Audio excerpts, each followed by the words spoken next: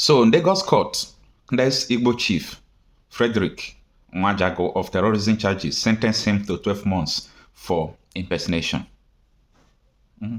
Anyway, I think this man has been there for over getting to 2 years now. This man, Mr. Frederick, is the man they called Ezende Igbo in Lagos, or Igbo chief in Lagos. Why was he arrested and put into detention for over 2 years? Now, there was a time during the election period and there was hate against the Igbos. This is a well-known fact, okay? There was hate against the Igbos, not by the Yoruba people, but by APC. APC and their thugs. Even on election day, you saw what happened. They stabbed people in the eyes and so on and so forth. So this man, as the Ezende Igbo chief in Lagos, he said, come on, Nigeria police have to defend the Igbos who are doing business in Lagos. That the intimidation is much, burning of their shops and so on and so forth. That if Nigerian police won't be able to defend them, that they will resort to self-help and ask ESN to come and defend them. So this was what he said, and someone who ordered his arrest and they put him into prison for over getting to 2 years. If not because of Ikenga Ugochiri, any now and then this man was even trying to remind Nigerians, look at what they are doing. If this man is not an Igbo man, they will not do this thing against him.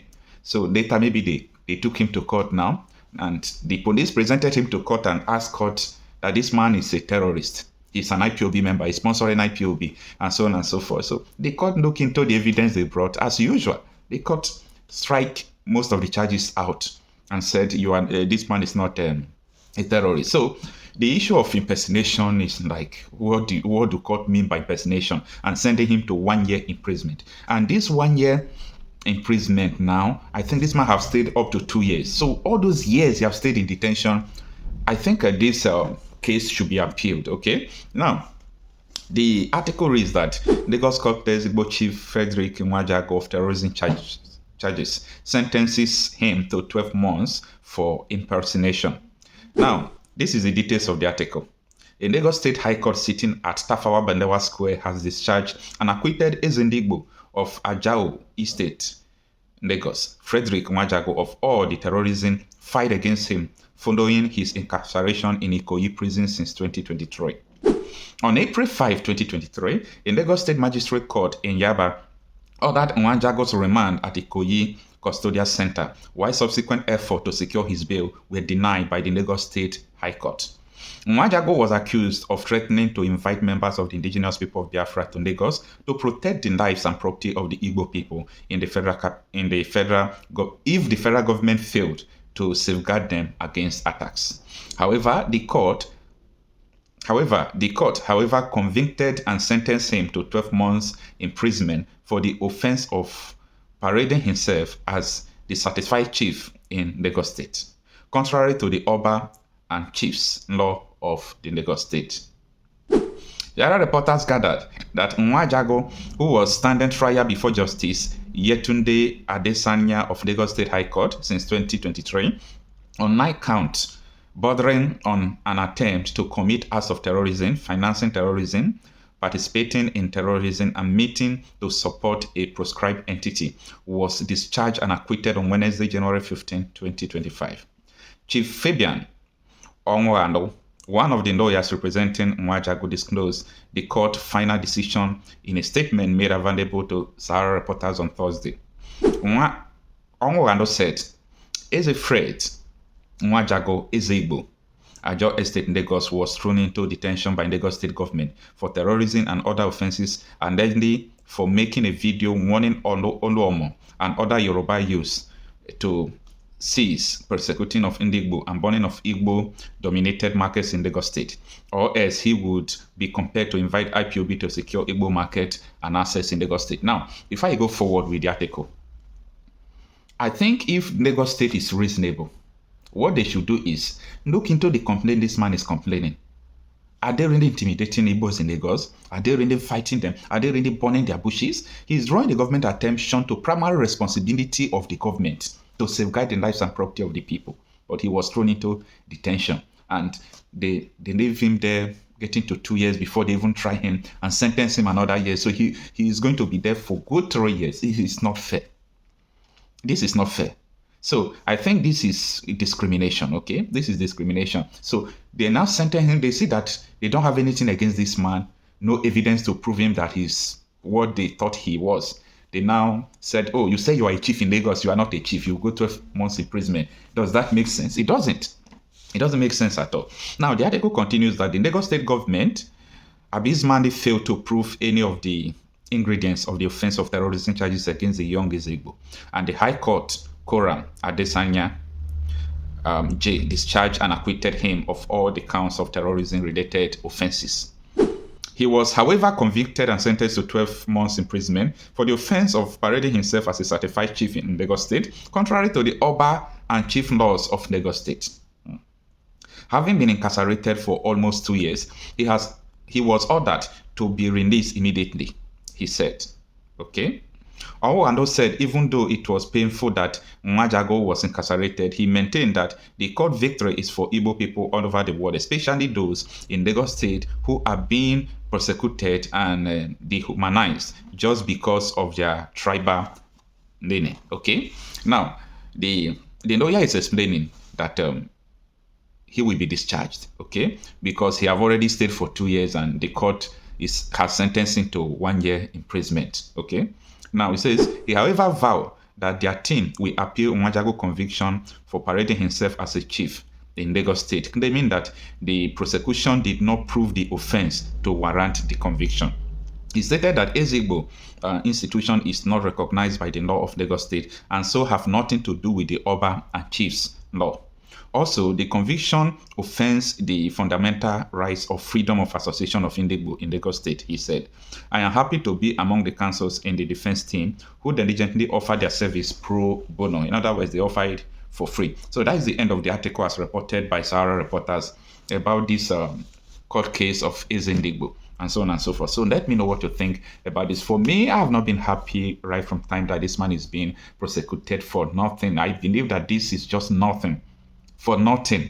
Someone who makes such statement, if police will invite him, if you invite him, you do investigation that he has no link with what he's saying, you let him go, not holding someone for 2 years and so on and so forth. And these are the reasons why people don't have faith and belief in this entity. One of them, of course, Nnamdi Kanu, yes, who remains in custody and whose continued incarceration some people see as the unfairness of the Nigerian system, because other separatist agitators from other ethnic groups have been freed, whilst Mr. Kanu, who is Igbo, remains in custody. What are your thoughts on that? Because the argument is that he was charged to court and the courts freed him, but he's still locked up. Well, what you must know is that Nnamdi Kanu is being held hostage on behalf of the famed unity of Nigeria. That's what it's all about. It's as simple as that. If you mention his name in certain circles, they don't want to hear it because they feel like he threatens the real estate called Nigeria. And his Igbo makes it worse because Nigeria's DNA hates the Igbo for attempting, in the 60s and, towards the end of the 70s, to leave a country they said is no longer favorable to their existence. But I keep saying, and I will repeat here again, is there any Nigerian out there in their majority who has not mentally seceded from Nigeria? Not many. That's why people are living in droves. Each time you get on a plane leaving this country is full, each time it's coming back, probably full too, but it is those who are coming back to pack their things that are coming back. That's the way I describe it. But the truth is that Nnamdi Kanu has been held hostage. He was abducted from Kenya, extraordinary rendition. The fact that he's kidnapped from Kenya could not be explained shows that any judicial pronouncement or processes after that is null and void. You cannot go and kidnap somebody and bring them before a court. And the courts have made it very clear, even up to the Supreme Court, that he did not jump bail. It was the military that went to his house to kill people, and then he escaped. And now you have brought him back, you ought to respect and restore his bail. That's what I told his lawyers. Why are you applying for bail again? Because the Supreme Court made all the pronouncements except releasing him. And I think it was because they were afraid. And that's why I say he's a hostage to this country. And like you rightly said, there are other people who have made even more egregious pronouncements and fought and carried arms in this country. And you have not treated them the same way because they're not Nnamdi Kanu's, their name don't sound East. And I'm not here to fetish being Igbo, but the reality is that they are not treated fairly, and Nnamdi Kanu is part of the reason why that is clear to everybody. Right. And by the way, I must also reveal here that there are some Igbo elites who are behind this. Whenever there's a crime of conspiracy against freedom fighters, there are people inside and outside who are working together. Well, let's return to you. Yes. Are you going to run again for president in 2027? So let me give you a cliche. I never stop running, even after the 2018-2019 election.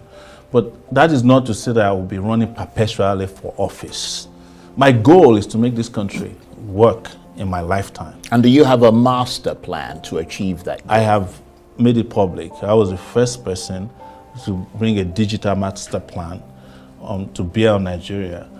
Even, and this I can provide, even the so-called coastal highway. I was the first person to talk about it in 2018 when I visited Badagry for a town hall meeting. But mine was supposed to start from Badagry to Calabar and eventually to go from there to Senegal, because I believe in the unity of the African continent. So you support that coastal highway? Well, I don't support the one they are building now. because But you support the one that you want to build? Yes, because the one they are building now is a co-Atlantic outlet. Right. Yes, and I would predict here today, the coastal highway they are building is probably going to end up at the Dangote refinery because it's meant for transporting high-level workers from the Atlantic to the refinery and back. After that, you would never hear about the coastal highway again because that's the design. And I don't know why journalists haven't asked for us to have the real full master plan. It makes it sound today that the coastal highway is only about, what's that place they're demolishing there? The landmark. The landmark. Yeah. No. The coastal highways, we're supposed to have a model that is shown to us on TV every day. This is the digital model. Well, in fairness, they've shown a route. A route the is route not, that I'm is talking about a supposed to model run on through. where we Right. pass, But now we only have, they said they're only doing 47 kilometers. Now don't forget that the people who are building the coastal highway, the high-tech people, also had promised to build highways from Lagos to Ekpa, and they've been doing it for probably 20 years since Tinubu came to power. Never got past the stage. That's why I'm saying this is a 47-kilometer highway meant to just provide an outlet for the Bundungu they're building called the Co-Atlantic. Because how was it that people were going to come in there and bring 300,000 people and there's any other outlet? So the coastal highway now is going to be built by Nigeria for a private investor, real estate investor. That's what it is about. So this is not the coastal highway that I wanted to build. Well, we'll have to see what happens there. Yeah. But we're almost out of time, and it's an absolute delight to have you here. But you called for revolution now. Yes. That was one of the reasons you were charged with treason. That's right. But should it be about revolution or about reform? I mean, there's a difference there, isn't there? Why I was calling for revolution is that I spent 2 years at Columbia University in New York, an Ivy League school. That's a very good school. Yes, Yeah. one of the best 10 in the US. Yeah. And most people have never heard this about me before. And part of the reason I attended Columbia University was because they were calling me layabout at the University of Lagos because I was an activist. And I went to one of the best schools in the world. And I know what reforms are about from the World Bank, from the internet. And Nigeria's case has gone beyond reform. Only a revolution can address the issue. But guess what? The revolution used to be a taboo word in 2019 when I was using it. Now it's freely used. Everybody is calling for a revolution, including those who were opposed to it in 2019. It's beyond me, but I would say this because it's important for the public, that revolutions that are supposed to happen will happen no matter how long it will take. You can only suppress people only for a time.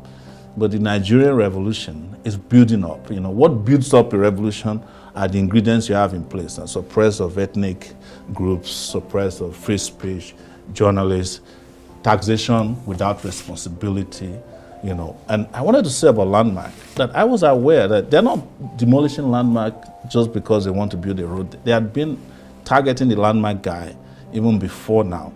They refused to let him have a water corporation land that he wanted to build part of, because he said, yeah, we are too powerful here. These are things that have been going on for a long time. So it is not by accident that they are demolishing the place. There are connotations to it. And I'm saying it publicly here. Right. Yes. So basically, broadly speaking, Yeah. we're out of time, but just very briefly. Broadly speaking, the approaching storm is still approaching. Oh yes, it's just a matter of time. And it's going to happen whether I lead it or not. It's just a matter of time. It's a ticking bomb, because you cannot hold people to ransom for this long and you will not be suffering consequences for it. Is there anything you want to know again? You see, if these things had